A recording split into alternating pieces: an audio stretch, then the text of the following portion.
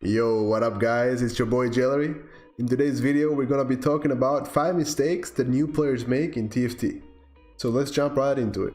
I'm sure that most of you already know that the ranked system is right around the corner and coming out next patch, and I wanted to help the new players avoid these common mistakes and get better at the game and get some of that free elo. Mistake number 1 is probably the first mistake you would do right when starting the game, and it's choosing 1 cost unit over a 2 cost unit at the very first carousel. It might look like a good idea to some of you guys to pick up that Tristana or Graves with a spatula or a recurve bow on the very first carousel, but that's actually a mistake. Instead of that, you guys want to prioritize getting the 2 cost unit with the best item you can. And the reason for that is because you guys want to sell that unit right after the very first minion wave and be able to get the item back and buy 4 1 cost units. The reason you guys want to do all of that is because in the next round you guys will have a much higher chance of hitting a pair or even a 2-star, and the same applies to the next round after that. All of that is hopefully going to increase your chances of having a smoother early game. The second common mistake that you guys probably make is trying to force a specific synergy every single game. The reason why you guys don't want to do that is because it's just not consistent. Because this game is very RNG based and sometimes it's just not gonna work. If you guys want to be more consistent and win more games, you will have to play with the champions that the game gives you and roll with the flow, if you know what I mean, boys. But in all seriousness, if the game gives you 3 Sidrianis, you don't just pass on that because you plan to go Assassins and you already have a Kha'Zix. You take that. You take that and you continuously try to build your comp around the best units that you currently have. When I started playing, Glacials were super OP, so I tried to force them almost every single game.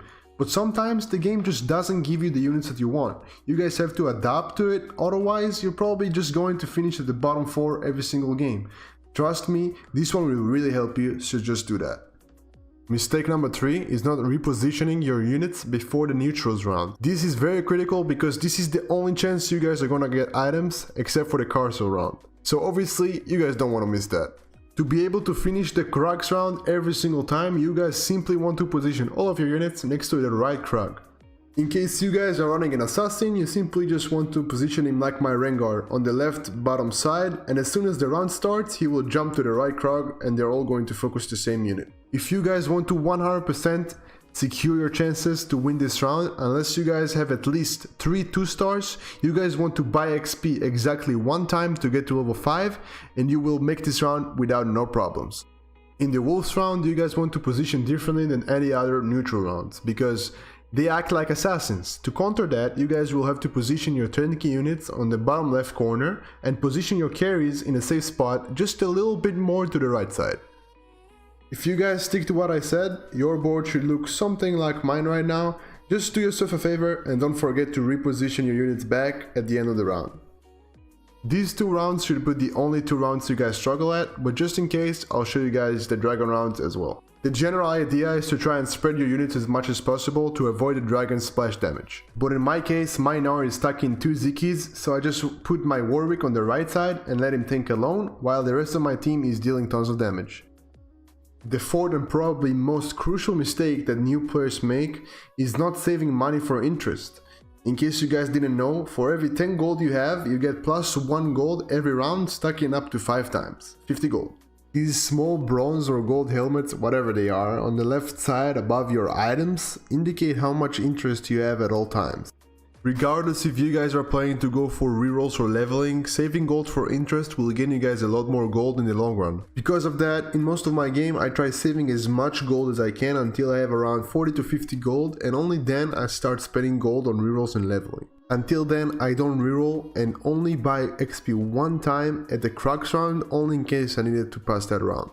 In the meanwhile, I only buy units that I really need that fit my comp and try to stay above the interest marks at 10, 20, 30 and so on. This way I'm getting a lot more gold every round, and at some point I'm going to outscale all these people that decided to spend all of their gold on rerolling and leveling at the start of the game instead of saving for interest and spending a lot more gold later.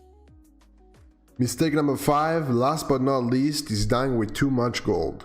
I know I just talked about how important it is to save gold for interest to keep your economy high, but learning when to spend all of that gold we saved is the most important part. If I die with anything above 10 gold, I feel like I made a mistake. Making sure that you get the upgrades that you need in time before it's too late is very crucial. It's very important to keep track of everyone's HP at all times. Whenever I go below 20 HP, or if there are not too many people left and everyone is low like the case in this game, then I know it's time to go on a shopping spree to get the upgrades we need to secure we don't die and hopefully win the game.